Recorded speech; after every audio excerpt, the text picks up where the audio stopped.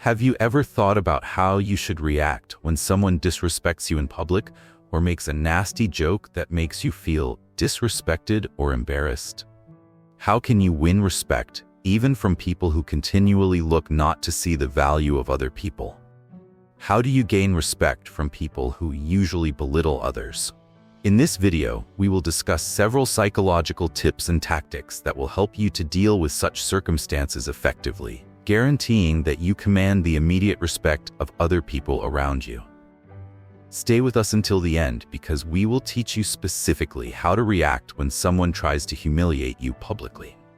Let us start exploring why you can find yourself in such a situation and comprehend why sometimes you cannot get the respect you deserve.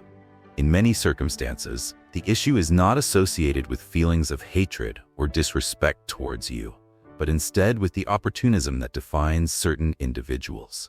There are those who, to better their status, strive to get ahead by taking advantage of other people. Such a kind of attitude is prevalent in circles of acquaintances and in workplaces where certain individuals see others as useful instruments to grow and distinguish themselves. To prevent being a target of this kind of dynamic, you must start building respect for yourself from the beginning. But what exactly does gaining respect mean?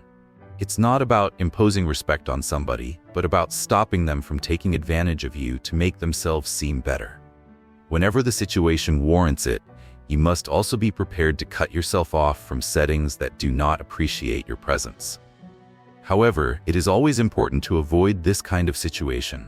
And to this end, we will discuss some practical tips for handling circumstances in which someone tries to disrespect you, whether in the workplace, social interactions, or family-related contexts. Before we begin, please let us know where you are watching from. It will be great to feel closer, regardless of how we are physically apart. Also, don't forget to like and comment on how you feel about this topic. First impressions matter.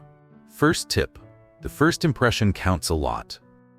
Whenever you meet somebody, stand up to shake hands. Don't stay sitting, and make sure you keep eye contact. If you remain sitting while greeting somebody, you will instantly be at a disadvantage, with the other individual looking down on you, setting up a sense of submission. Another prevalent mistake is to look at someone's hand when greeting or introducing yourself. If you look at their hands rather than their faces and eyes, your head tilts downward, further creating the impression of surrender. Therefore, whenever somebody approaches you to shake your hand, stand up and look them in the eye while you shake hands. Second tip: when anyone interrupts you. If anyone interrupts you somewhere public during a conversation, the most important thing you can do is to fix that individual with an intense, focused look. This simple action delivers a powerful message, causing the interlocutor to understand that he or she has made a mistake.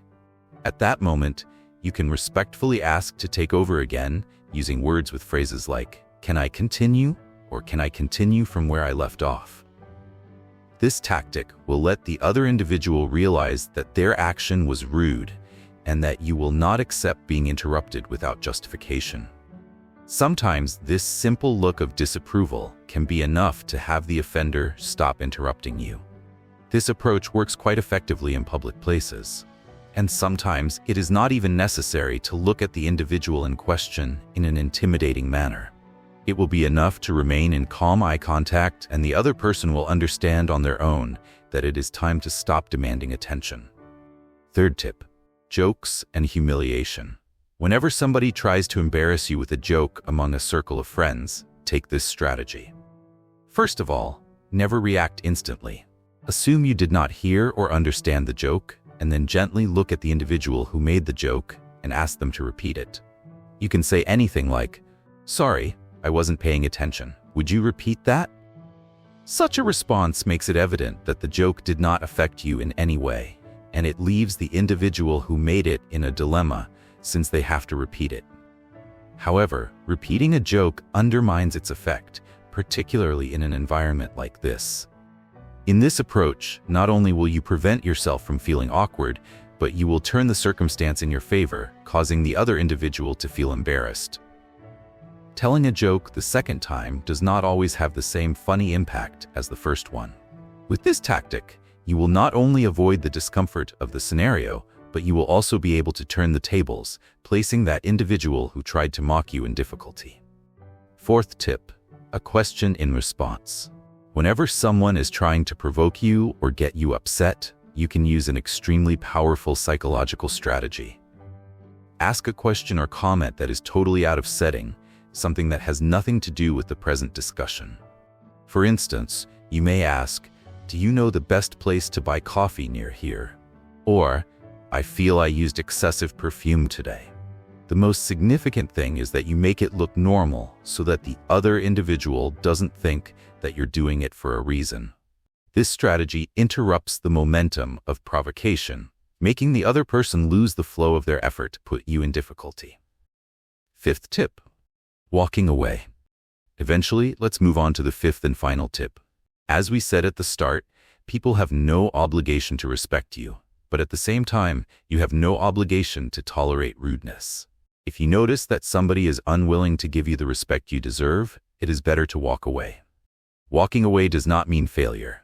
Instead, it indicates that you would rather be a respected absence than a disrespected presence. Now I would like to know, have you encountered one of these scenarios in your life? How did you handle it?